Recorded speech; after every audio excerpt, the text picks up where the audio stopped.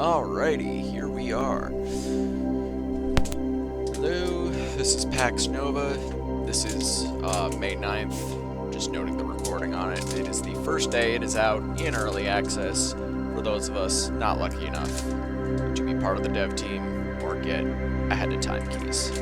Pax Nova is another strategy game. It's been likened to Civs by its creators, so I'm feeling a little bit optimistic as I love them all, and I loved the Beyond Earth, even though it's one of the least acknowledged. And so, I have not played this before. I have not seen anything. Okay, they've already set up a mod menu. That's a good sign. And we're going to go ahead and take a look. Okay, here we go. Let's see what we've got here. Alright, so we're starting out. They have custom factions from the first build. That's a good start. I like that, and that's probably where we're going to go. But first...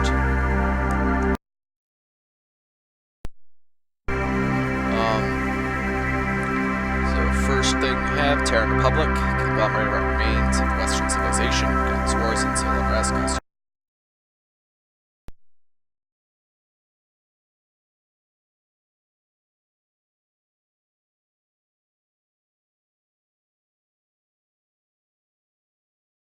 Races have a trust penalty of -4.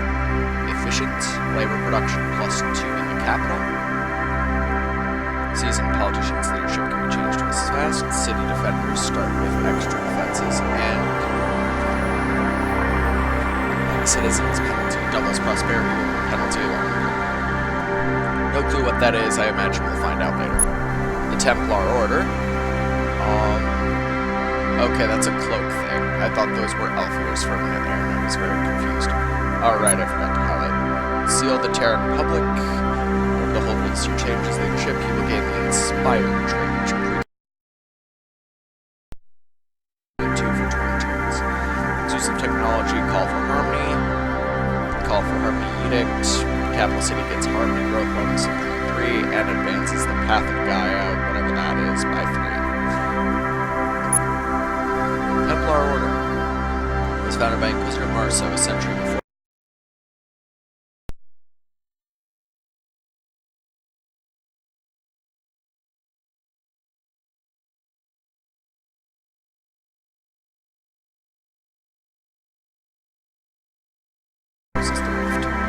So there are humans as well. There are zealots. Infantry have extra 15% damage. Iron Masters, all armored type units have a bonus, extra 10% health. Ritualists, they start with +8 Aether, and Eugenesis, they can't assimilate vassal cities. I guess purity of the blood or whatever.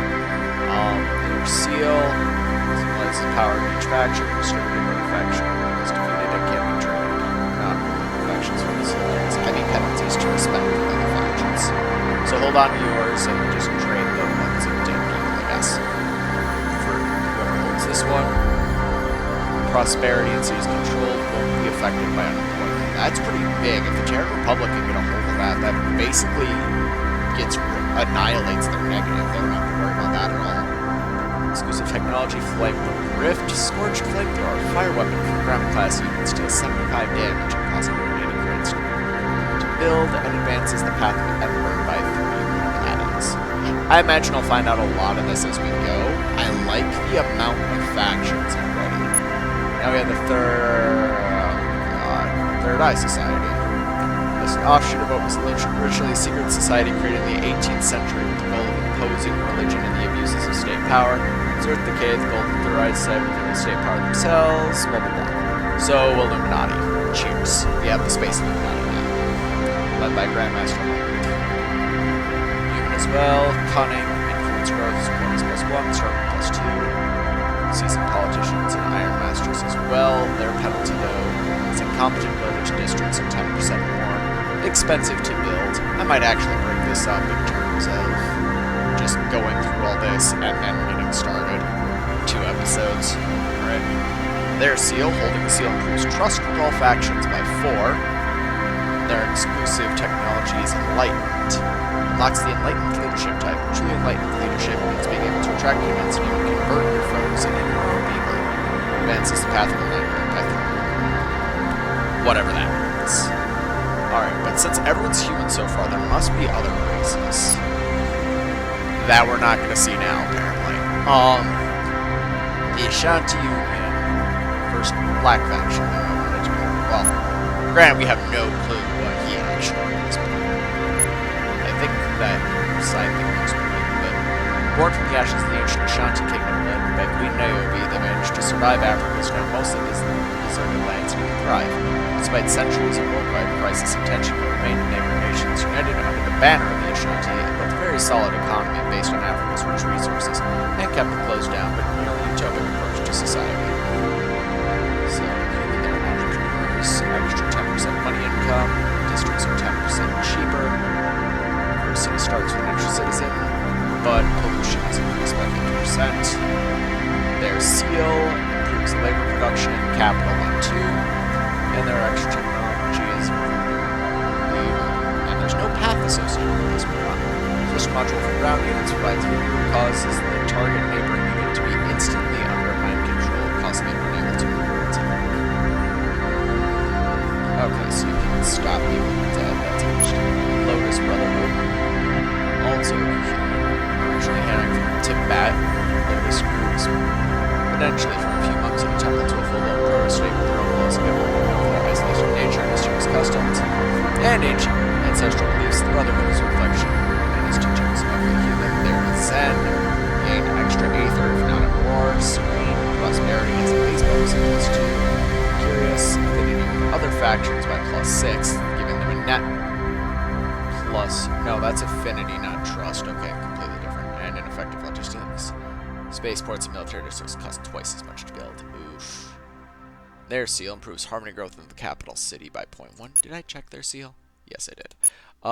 And theirs is peaceful meditation. Unlocks peaceful meditation edict. Prevents any factions from declaring war to us while this edict is active. So you have ways of avoiding war. I guess that's for a pacifist run. Not how I roll, so I don't care. The Eastern Resistance, group of outlaws disguised as a rebel group fighting for the independence of Eastern Europe and Southern Caucasus region. Over several decades, however, it grew as the Terran Republic started crumbling and regions seceded to join the resistance, having reached its peak in the last decade under the leadership of Commander Malakan. Also human, hardened infantry of extra 15% health, city defenders, like the original Terran Republic, so they +50 city defense and counterattack. Patriots, units within their border heal twice as fast. That's neat. And their trade is a trade-off corrupt. They are a -10% income. The seal of resistance. Each new city settled by the holder of the seal will automatically get the military academy local project at no cost. So this is a very militant faction right after the pacifist faction. Their unique tech is a rifle that deals 80 damage and costs quite a bit. The Ra Dynasty. Man, we are still human. We have reached almost half of the factions thus far, and everyone's human. It's possible that so far in the build they're all human, and there aren't any yet, but the Ra dates all the way to ancient Egypt and was revived after decades of unrest in Egypt and the surrounding region. Ramses the 12th, a direct descendant of Ramses the 11th and one of the greatest scientists of his time, managed to mobilize an army and gather a huge following. After a decade-old war, he took over and built a technocratic state that stretched all the way from his home country to Syria, mirroring his predecessor's ancient empire and crowning himself pharaoh. So for people who aren't familiar with technocratic, a theocracy is a government in which the religion holds everything. There is no separation between church and state because the church is the state. In a technocracy, it's technology and science that take this role, where science is the state. Like, there is no state funding of science because science is the state. So they start with developed, starts with extra research. I'm probably leading them because I am always a science-focused person. City architect, local projects are 20% cheaper. Technocratic starts with a technocracy leadership type, increases research production per each city fully controlled by +2, and increases research production by +1 per aether source being exploited, whatever that is. They're also anxious. Prosperity is a base penalty of -2. Unfortunate, but I'm still probably going to pick them unless there's another super science one. Their seal. Each new city settled by the holder of this seal will automatically get the university local project built at no cost. I do like that. So even if I don't play as them, taking them out will be a priority so I can get their seal. Miracle Newborn is their special. Miracle Newborn Edict. Our capital gets a new citizen once the edict is activated and advances the path of enlightenment by 3. The first one in a while to have a path. I think the last one was, them. So the Ra and Third Eye have reasons to be friendly if the paths mean anything. Alternatively, they have reasons to be hostile if it's a race-type deal.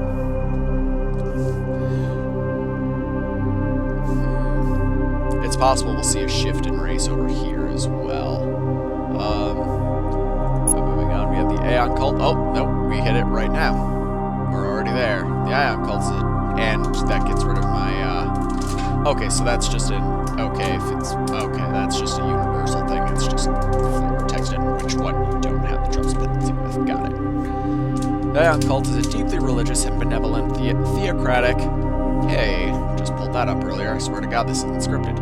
Proto-state hailing from Delta Corby IV, being the first group to leave the planet. They tend to have a very closed-down nature and avoid conflict whenever possible. However, they can also be very capable fighters if necessary, being one of the last standing Corvus factions. That's unfortunate. Okay, well, their spiritualists gain twice the amount of aether per destroyed enemy or nest. Naturalists' pollution is halved, which is pretty nice. Their harmonists, extra harmony growth, but they are clumsy politicians, has a growth penalty of 0.1. Their seal is an empire-wide +1 prosperity. Holy Purification. Unlocks a Holy Purification Edict, disables all effects of pollution in all fully controlled cities, and advances the path of Gaia by 2, and just having the tech advances the path of Gaia by 3. Alright. Dynasty of Suns, led by King Duosi, another Corvus faction. One of the oldest and most reputed factions in Delta Corby 4, and for many centuries the undisputed leaders of their homeworld, they are now a shadow of what they once were. Not only that, their hopes and dreams stand the shoulders of young King Duosi, who's, I don't know, somebody check me the pronunciation later, whose temperament and impulsiveness has led some of his oldest advisors doubting him. He is, however, determined to prove them wrong and get the dynasty back to what it was. And that's spelled wrong, it's Y, not Nye. And going to Eos is the first step towards this goal. So they are also Corvus. They are populous. First city starts with an extra citizen. Efficient, effective builders, residential, farming, research, and industrial districts require half the production, so basically everything except military. Influential starts with +4 max influence. And xenophobes, trust with the factions of different races has a penalty of -6. Now the question is that just another -2? Or does that add to that and become a total of -10? The seal, cities invaded by the holder of the seal will have their defenses fully replenished immediately. Okay, so that basically means that instead of having a weakened town to defend, you will get the defenses back immediately to deal with enemy counterattacks. And their technology, another Ember one, Blazing Inferno, which is that literally just the same text. Inferno Flamethrower deals 75. Yeah, it deals 75, costs 180 credits to build.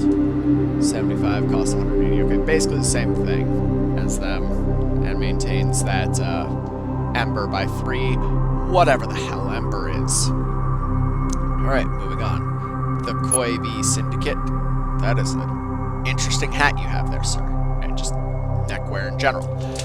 Anyhoodle, the Koibi Syndicate owned most of the corporations in Delta Corby 4, even owning their own private military company. However, with the rapid degradation of the planet, they started losing most of their income and their workforce, and ended investing most of their remaining treasury in the Ark to move to Eos. Despite this, CEO Vozi still retains the same relentless drive and ruthlessness, I think that's supposed to be ruthlessness, that allowed him to build an empire. Alright, cool. Manigets start off with 800 extra starting cash. Efficient. Labor production +2 in the capital. Entrepreneurs, 10% increase in money making. But they are dissonant. Harmony growth as a penalty of 1. I'm assuming harmony is like happiness in old civs. Seal of Coivy Syndicate. Holding the seal increases income in the capital city by 10%. Not bad. And their exclusive technology is banking systems. Unlocks banking systems residential district improvement, making local transactions faster and easier. Increases city's income by 10%. So yeah, they are get money. Yeah, bitches. And now we have the Inbach Collective, which look like a... not gonna go there. The Inbach Collective started out as a nomad ragtag group. Okay, so they are going for the Middle East vibe intentionally. Group of thieves and misfits who were forced to live in the barren areas of Delta Core before, but grew more powerful as the planet became more and more inhospitable, thanks for mastering the Earth's survival. Basically, holy shit, if you live in shitty areas, you'll live better when everything goes to shit. Despite being afflicted with a rare disease that caused him to become blind when he was very young, Chief has led the collective to new heights with his charisma and ability to think clearly even in the most desperate situations, more than making up for its lack of sight and fragile health. So they are survivalists, and cities consume a quarter less food. Prometheus. Space Masters. All ships have extra 10% health, but their lousy fighters' infantry have minus 15% health. Yeah, I don't want. I mean, that can be overcome by focusing on tanks and aircraft, presumably. I don't know. Again, haven't played the game. I don't know what unit types there are, but they have designated ships, spaceships, and armor and infantry are the 3 that have been mentioned so far as bonuses. Presumably there would be other things to go with it, but avoiding infantry is basically their goal, which I suppose would make sense with nomadic hit and runs, like the Mongols or even the fighters in World War I.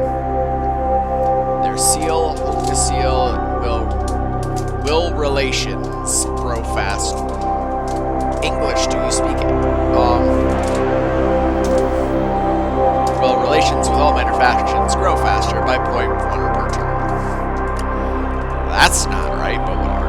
And their unique tech is Deadeye Beam, a ray weapon for ships.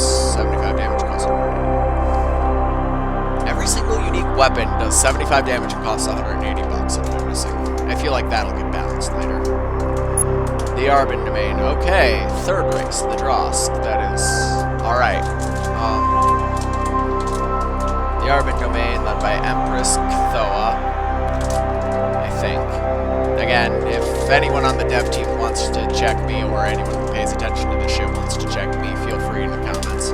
The Arbin lineage used to rule Dross II unopposed for millennia. However, that changed when Kagotha decided to oppose her sister, Empress Kthoa, and led a rebellion that resulted in a bloody civil war that lasted almost a century and nearly wiped the entire planet. Cheers. Nonetheless, Empress Kthoa kept her place at the helm of the now weakened Arbin Domain, and she's still considered a demigoddess by her subjects and feared by nearly everyone. I mean, if you survive that shit, yeah, fair. Dross tend to live very long lives, most being afflicted by a fungus that feeds on them while extending their lifespan. Alrighty then. First, there are ethereal settlers. Creating a settler costs 3 aether instead of 1 citizen. Okay, that's neat. Otherworldly warriors generates employs. So basically, the opposite of passive faction. They generate aether if they're at war. They're serene as well, though, having the prosperity of +2, and they're xenophobes. Sorry, guys, this is the end of the day for me that I'm doing this, but because I run night shifts. But their seal, whenever the holder of the seal changes leadership, he will gain the inspired trait. So it does the same thing as the Terran Republic seal. So do they stack or not when you have both, becomes the question. Closer to destiny. Okay, first time we're seeing Bliss, but advances Path of Bliss by 4, advances Path of Ember by 4, and Path of Enlightenment by 4. Doesn't touch Gaia, though. So that's the 4 we've seen so far. Gaia, Ember, Bliss, and Enlightenment. Okay, so Kvotha is, I said her, I think, when I was reading this, but it's his. And so, his is the Kingdom of Athlon. Okay, here we actually get to see a face, and, wow, okay, see what they mean about that, fungus shit. What do they got for me? Kingdom of Alnon. The Kingdom of Alnon was formed the then Prince Kvotha decided to start a rebellion against his sister. Initial goal is to take over the Arban Dominion. The result was a civil war that lasted almost a century and the formation of the Kingdom of Alnon. Renowned for his love of art, as well as for being extremely calm but also extremely cunning, Kvotha managed to break the Arban Domain's hold on Cross II and establish himself as a great leader in his own right, albeit at a massive cost. I imagine almost getting literally everyone killed would do that. Why everyone's sort of fine with this, I'll never know. Alright, so his stats. We already went over Drosk. Assimilating cities provides 3 Aether. Okay. Harmonious. Cunning. Influence. Yep. And they're terrible farmers. So farming districts cost extra labor. Their seal improves harmony growth by 0.1. And they have the mystical citizens. Tech. They able to harness Aether. Generate more citizens. Generates an extra citizen every time you do the local project. I suppose that's the difference between them and the Miracle Newborn. Is the Miracle Newborn is an edict that gives one in the capital. Whereas they generate an extra citizen anywhere that does the local project. That's pretty useful. Moving on to the Heroic Federation. Next time kicked on more Drosk. Heroic started as a popular collective of slaves and gladiators in the Arban Domain.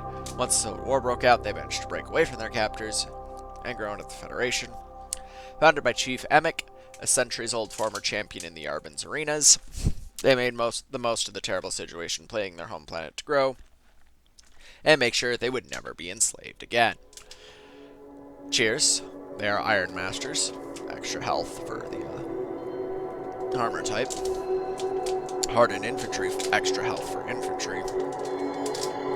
And efficient, extra 2 capital.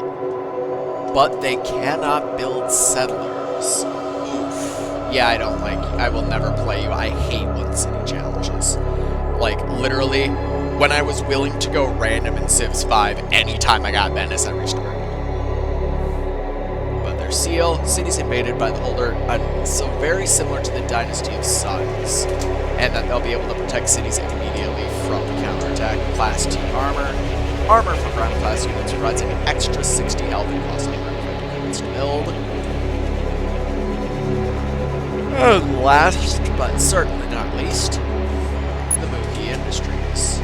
They're Drosk, but they don't look Drosk. Alright, let's see what their lore is. The Industries were once the engine of the Arban's economy and development, but distanced themselves from them once it became clear the Civil War could go either way. Started operating with other factions in the conflict, which led to mega corporations being apparently killed in an explosion set up by assassins, only to be revived and having most of his body reconstructed a few years later in his facilities. There are still rumors that he wasn't actually revived and are now led by a clone. What is clear is that they are a force to be reckoned with. That's a neat bit of lore. Alright, so first trait, industry geniuses, controlled cities, and extra labor. That's pretty useful. Developed starts with base extra research production. I like that. Man, I get to start with 8 credits. Humpsy politicians. Their seal improves labor in the capital by 2, and their unique is the Grand Factories District Movement. Allergies is the bitch. Also, I'm not used to talking about that. This is basically the only thing I do. Improves the productivity of this industry district, increasing its labor production output by +2. Alright, so that's all the default starts. Were I to do one, I would definitely be picking the Raw Dynasty, as they are hyper-science focused. However, I refuse to play a regular faction if I have the option to be whatever the hell I want.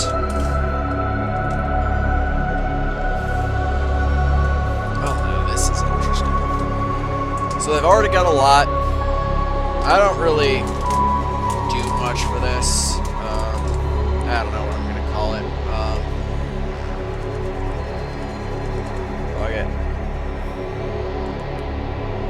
they have the Slavs and the Balkans, but they don't have Russia in space. So why not? Well, this is less Russia and more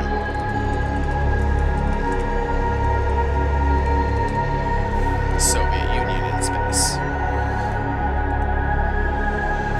Leader name, I always give my leader the same thing if I ever have the option to create a character. A flag.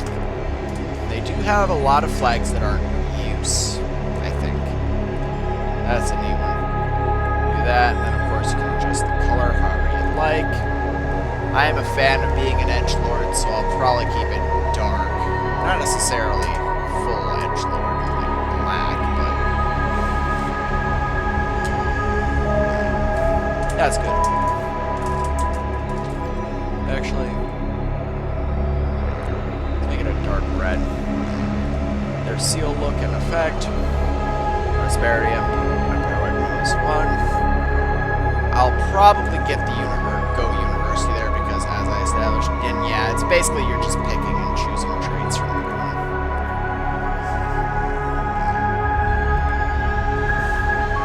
Yeah, you can go ahead and flip them all. Again, closest to what I'm going for right now is far and away the Eastern Resistance, because they're supposed to be the Baltics, basically. The Baltics and the Balkans. So first, let's go ahead and hit the traits. Holy crap.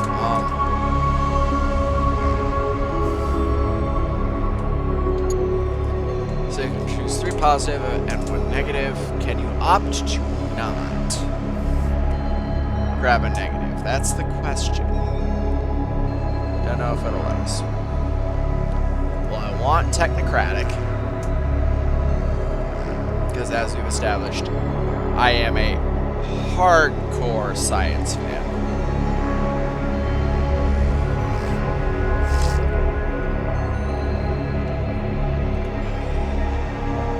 American developed, always more research.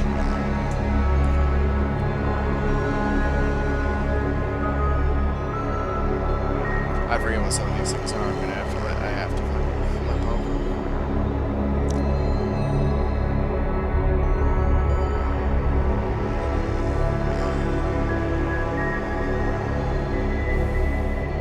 And honestly, I'm probably gonna go hardened infantry.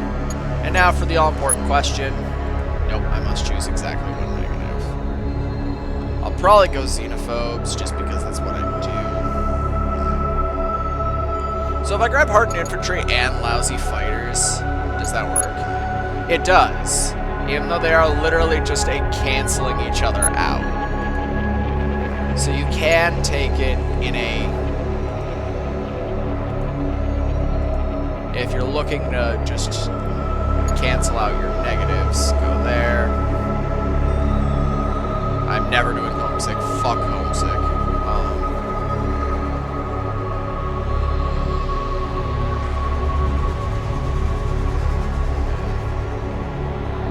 Probably go xenophobes. I don't plan on being that peaceful anyway. And you can go ahead and pick whatever you want of these. Like, I kind of wish that they had some of their own. But I am going to go ahead and grab the Grand Factories, because production is basically my, well, you know what? Nah, let's fuck with Enlightened. Spread glorious space communism. Let's do it. Alright. So we're going to go ahead and save it, and it's probably going to show up at the bottom. And hey, I actually chose a color that wasn't used. Unless, well, arguably, no, even the Dynasty of Suns is different. I'll take it. So yeah, here we have. Okay, it's the. Okay, I need to edit that. Then I don't need to add the V in front there. So now it's just going to be the motherland. It's the Soviet Union in space, da comrades. Alright, we will spread the glorious Tesla science across the stars. But yeah, that's going to do it for this episode. This is the first look on the menus. next episode, we're going to actually dive into the game. So I will see you right then. Bye-bye.